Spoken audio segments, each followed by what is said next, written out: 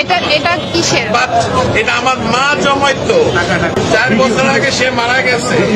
আমি জানি না এটার মধ্যে কি আছে, আছে অনেক কিছুই আছে। কি আছে আমি জানি না। এটা আমি দিয়ে গেলাম। আঙ্কেলের সামনে এটা তো বহু মূল্যবান, মানে অমূল্য। আমার কাছে এটা অনেক মূল্যবান। আপনি কি 2 টাকাও থাকে অনেক মূল্যবান। আপনি কি চান আপনার সামনে আমরা এটা ভাঙবো? আপনি যদি চান।